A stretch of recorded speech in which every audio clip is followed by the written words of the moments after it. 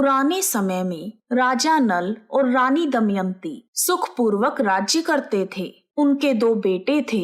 उनके राज्य में प्रजा सुखी और संपन्न थी।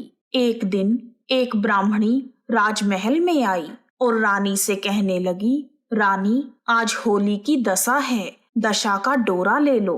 तब रानी ने कहा, ये कैसा डोरा है? तब दासी बोली, रानी साहिबा, आज होली की दशा है। आज के दिन सभी सुहागन महिलाएं दशा माता की पूजा और व्रत करती हैं और इस डोरे की पूजा करके इसे अपने गले में बांध लेती हैं, जिससे घर में सुख समृद्धि आती है। तब रानी ने उस ब्राह्मणी से दशा माता का डोरा ले लिया और विधि पूर्वक पूजा करके उसे अपने गले में बांध लिया।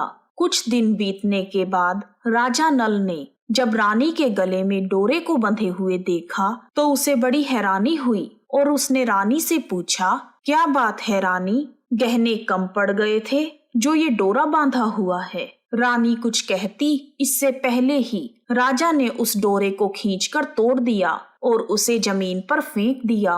राजा नल की ऐसी हरकत से रानी को बहुत बुरा लगा और उसने तुरंत ही उस डोरे को जमीन से उठा लिया और मन ही मन दशा माता से क्षमा मांगने लगी। फिर उसने राजा से कहा, राजन, आपने यह अच्छा नहीं किया। यह दशा माता का डोरा था जो घर की बुरी दशा को अच्छी दशा में बदल देती हैं। आज आपने दशा माता का अपमान किया है।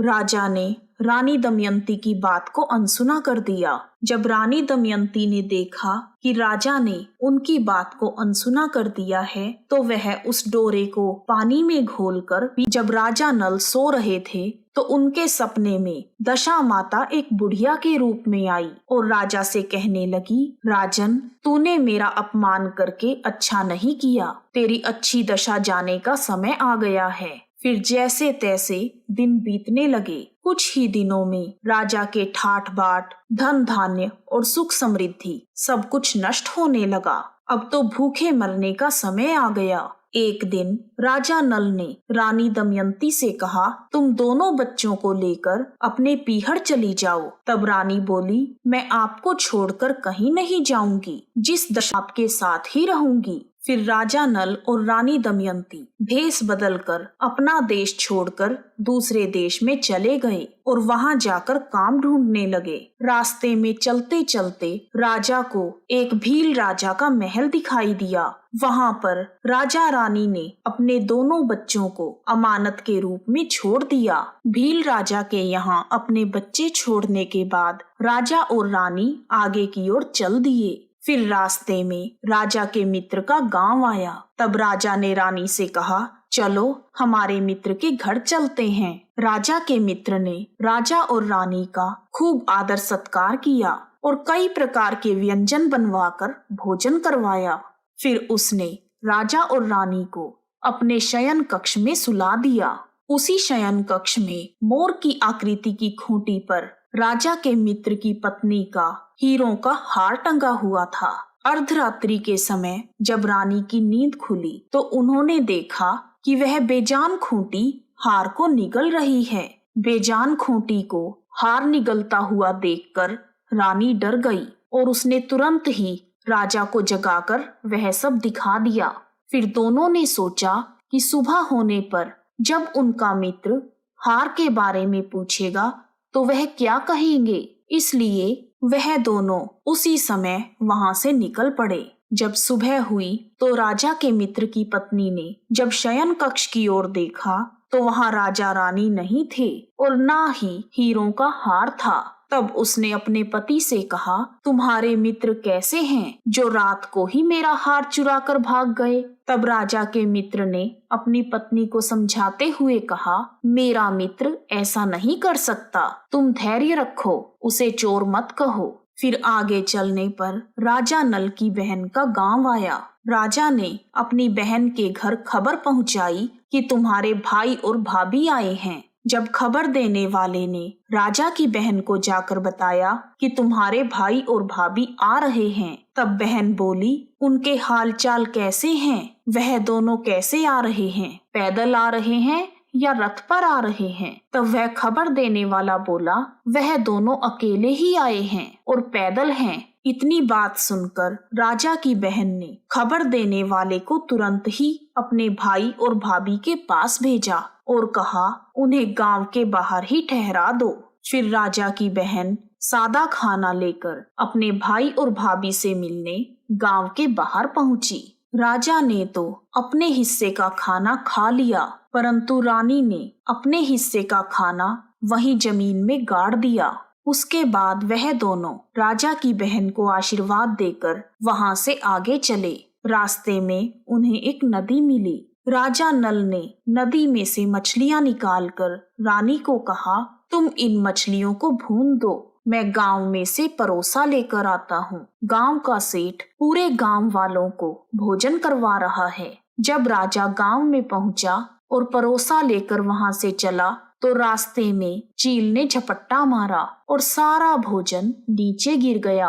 तब राजा ने सोचा कि मुझे खाली हाथ आते हुए देखकर रानी क्या सोचेगी कि मैं उसके लिए कुछ भी नहीं लाया और खुद भोजन करके आ गया। इतना सोचकर राजा नल बहुत परेशान हो गए। दूसरी ओर जैसे ही रानी मछलियां भूनने लगी तो बुरी दशा के कारण सभी मछलियां जीवित होकर नदी में चली गई और रानी उदास होकर सोचने लगी कि मैं राजा को क्या खिलाऊंगी।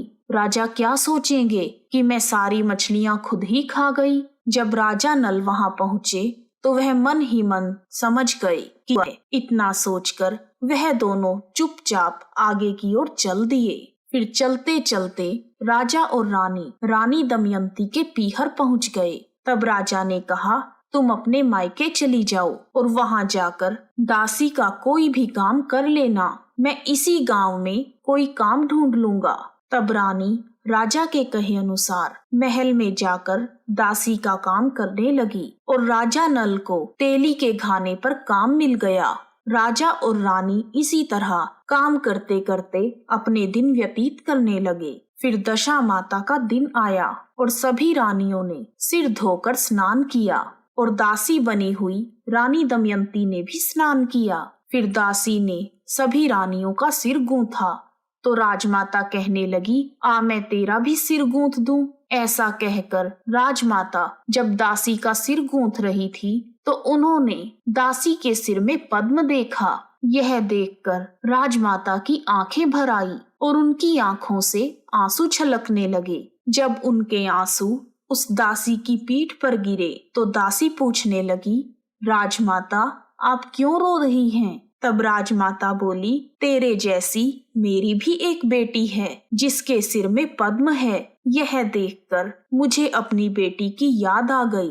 पता नहीं वह कहाँ है, किस हाल में है। तब दासी बनी हुई रानी दमयंती बोली, मैं आपकी ही बेटी हूँ। दशा माता के कोप से मेरे बुरे दिन चल रहे हैं, इसलिए मैं यहाँ आ गई। तब राजमाता ने अपनी बेटी को अपने सीने से लगा लिया और कहा, तूने यह बात हमसे क्यों छिपाई? तब रानी दमयंती ने कहा, माँ, मैं अगर सब कुछ बता देती तो मेरे बुरे दिन नहीं कटते। आज मैं दशा माता का व्रत करूंगी और उनसे माफी मांगूंगी। फिर राजमाता ने रानी दमयंती से पूछा कि राजा नल कहाँ है? तब रानी दमयंती ने बताया, वह इसी गांव में तेली के घाने में काम करते हैं। फिर राजमाता ने राजा नल की खोज करवाई और उन्हें महल में लाया गया। महल में आने के बाद राजा नल को स्नान करवाकर नए वस्त्र दिए गए और पकवान बनवाकर भोजन करवाया गया। अब दशा माता के आशीर्वाद से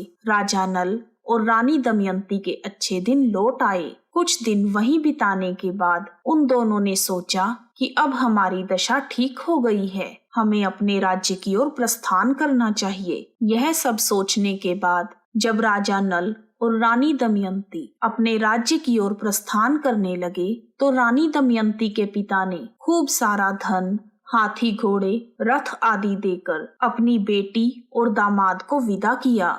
रास्ते में वही जगह आई जहाँ पर रानी ने मछलियों को भूना था और राजा के हाथ से चील ने झपट्टा मारकर सारा भोजन गिरा दिया था। तब राजा ने रानी को कहा कि तुमने सोचा होगा कि मैं अकेला ही गांव जाकर भोजन कराया हूँ, परंतु चील ने सारा खाना गिरा दिया था। तब रानी ने भी आप बीती सुनाई कि आप भी सोच रहे होंगे मैंने मछलियां भूनकर अकेले ही खा ली, परंतु वह तो जिंदा होकर नदी में चली गई। उसके बाद वह दोनों मुस्कुराकर आगे की ओर बढ़े। फिर राजा की बहन का गांव आया। राजा ने अपनी बहन के यहाँ खबर भेजी। खबर देने वाले ने राजा की बहन को बताया, तुम्हारे भाई और भाभी आ रहे हैं। फिर राजा की बहन ने खबर देने वाले को कहा कि वह किस हाल में हैं। तब वह बोला, उनकी दशा बहुत अच्छी है, वह हाथी घोड़े हीरे जवाहरात के साथ हैं। यह सुनकर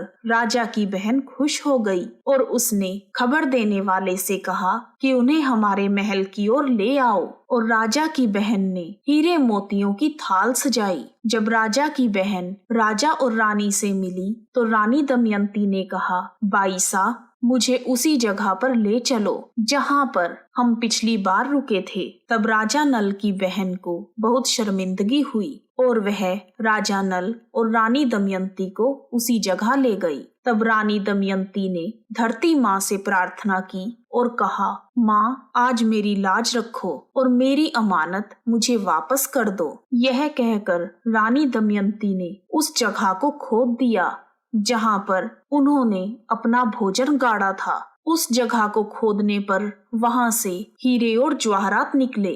फिर रानी दमयंती ने वह हीरे और जवाहरात राजा नल की बहन की थाली में डाल दिए और उसके बाद उन्होंने आगे चलने की तैयारी की। बहन के गांव से निकलकर जब राजा और रानी आगे की ओर बढ़े तो राजा अपने मित्र के घर पहुँचे। राजा के मित्र ने पहले की तरह उनकी खूब आवभगत की और रात को उन्हें विश्राम करने के लिए उसी शयन कक्ष में सुलाया। राजा और रानी को खूंटी के हार निगल जाने वाली बात से नींद नहीं आई और आधी रात के समय वही मोर की आकृति वाली खूंटी हार को उगलने लगी। तब राजा और रानी ने अपने मित्र और उसकी पत्नी को जगाया और उन्हें वह सब दिखाया और उन्हें कहा कि आप दोनों ने सोचा होगा कि आपका है, परंतु आपका हार तो इस खूंटी ने निगल लिया था। अगले दिन प्रातःकाल राजा और रानी वहां से अपने राज्य की ओर रवाना हुए। फिर रास्ते में वह भील राजा के यहाँ पहुँच गए और उनसे अपने बेटों को मांगने लगे। तब भील राजा ने राजा नल को उनके पुत्र देने से मना कर दिया। फिर गांव वालों ने मिलकर राजा और रानी को उनके बेटे वापस दिला दिए। राजा नल और रानी दमयंती अपने बेटों को लेकर अपनी राजधानी के पास पहुंच गए। जब नगरवासियों ने राजा नल और रानी दमयंती को अच्छी दशा में सुख समृद्धि के साथ आते हुए देखा तो वह सब बहुत प्रसन्न हुए। उन्होंने राजा और रानी का स्वागत किया और गाजे बाजे के साथ उन्हें महल में प्रवेश करवाया और राजा नल पहले की तरह ठाट बाट से सुख पूर्वक राज्य करने लगे। बोलो दशा माता की जय। हे दशा माता, हम सब पर अपनी कृपा बनाए रखना। कथा अधूरी हो तो उसे पूरी करना, पूरी हो तो मान करना। इस प्रकार दशा माता की प्राचीन एवं पौराणिक कथा पूर्ण हुई। जय दशा माता।